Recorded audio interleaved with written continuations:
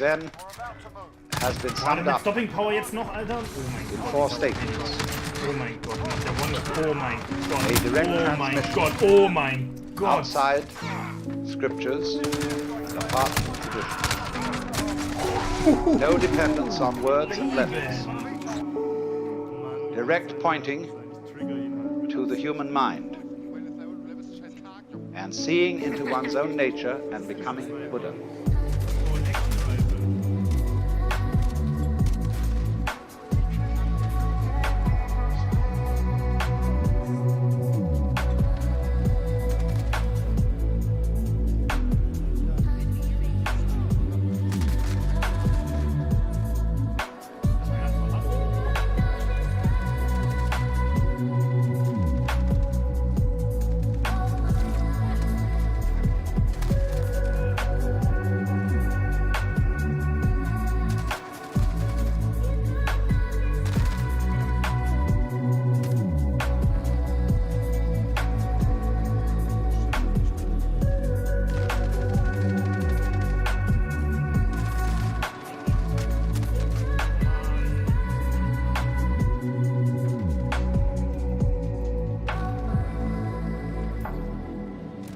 Really does deal with a domain of experience that can't be talked about. But one must remember at the same time that there's really nothing at all that can be talked about adequately. And the whole art of poetry is to say what can't be said. Every artist feels when he gets to the end of his work that there's something absolutely essential that was left out. So Zen has always described itself as a finger pointing at the moon. In the Sanskrit saying, Tat Tvamasi, that art thou, Zen is concerned with that. That, of course, is the word which is used for Brahman, the absolute reality, in Hindu philosophy. And you're it, only in disguise, and disguised so well that you've forgotten it.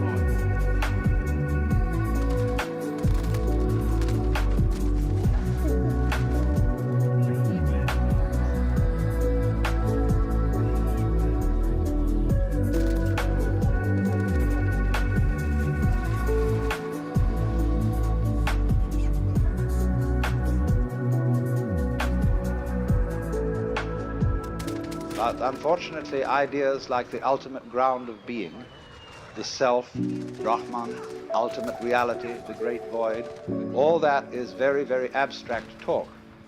And Zen is concerned with a much more direct way of coming to an understanding of that, or thatness, as it's called, tathata in Sanskrit. I think, first of all, the appeal of Zen lies in its unusual quality of humor. Religions aren't, as a rule, humorous in any way. Religions are serious. And when one looks at Zen art and reads Zen stories, it is quite apparent that something is going on here which isn't serious in the ordinary sense, however sincere it may be. The next thing I think that has appealed to Westerners is that Zen has no doctrines. There is nothing you have to believe, and it doesn't moralize at you very much. It's not particularly concerned with morals at all. It's a field of inquiry rather like physics, and you don't expect a physicist to discuss authoritatively about morals, even though as a human being he has moral interests and problems. But as a physicist, he is not a moral authority. Or if you go to an oculist or ophthalmologist to have your eyes adjusted, that is so you can see clearly. And Zen is spiritual ophthalmology.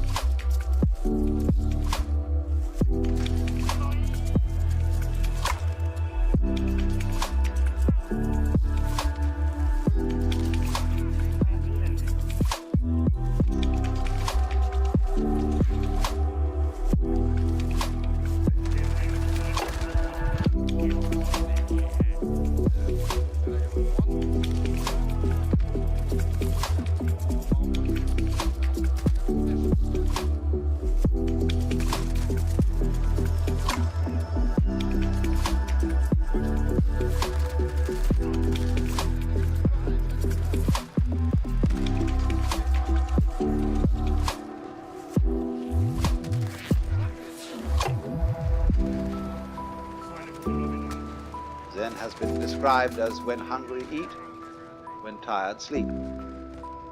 And when the student got that description, he said, well, doesn't everybody do that? And the master said they don't. When hungry, they don't just eat, but think of 10,000 things. When tired, they don't just sleep, but dream innumerable dreams.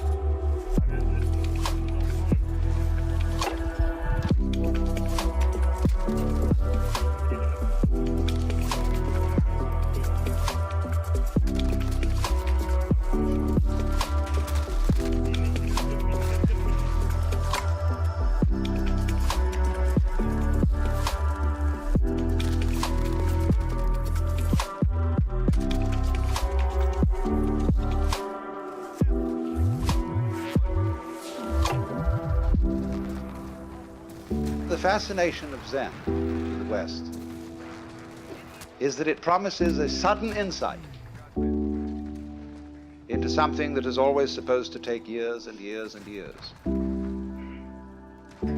The psychoanalysts, if you're mixed up, they tell you the troubles you've got yourself into over all these years can't be undone in a day. And therefore it will take many, many sessions, maybe twice a week for several years for you to get straightened out. The Christians say that if you embark on a path of spiritual discipline, you get yourself a spiritual director and submit yourself to the will of God, but you may not get into the high states of contemplative prayer for very many years. The Hindus, the Vedanta Society people, the Buddhists also say will require many long years of meditation, very hard concentration, very difficult practice, and stern discipline. And then maybe you will make enough progress in this life to become a monk in your next life. And then you'll make enough progress to enter some of the preliminary stages leading to Buddhahood. But it's all likely to take you many, many incarnations. But when this artist Hasegawa was asked, how does one see into Zen? He said, it may take you 3 seconds. It may take you 30 years. I mean that.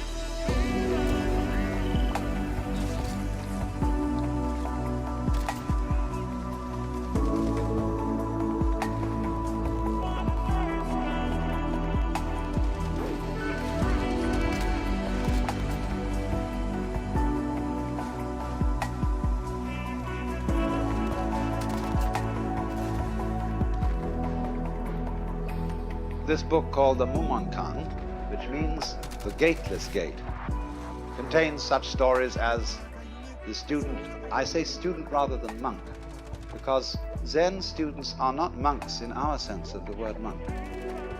Our monks take life vows of poverty, chastity, and obedience.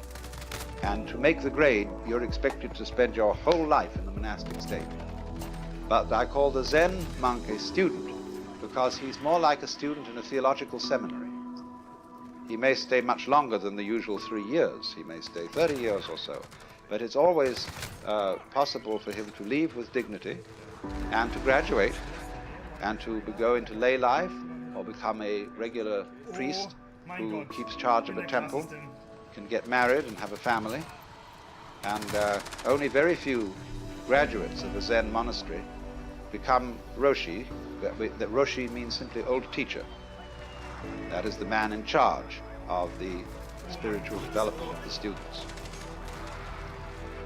So one of these students in the book says to the master Joshu, I have been here in this monastery for some time and I've had no instruction from him.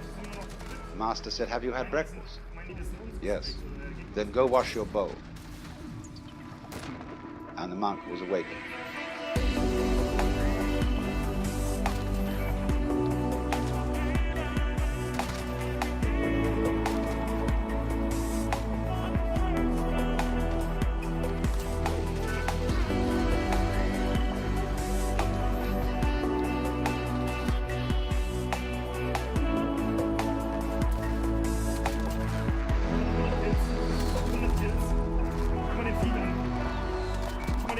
Another story in this book concerns a master who said, when a cow walks out of the enclosure, the corral, the horns and head, the four legs and the body all get through, but not the tail. How is it that the tail can't get through? And nobody could answer this. Another story tells of a certain master called Baijan, who was so good that he had hundreds of students, and they couldn't all be housed in one monastery.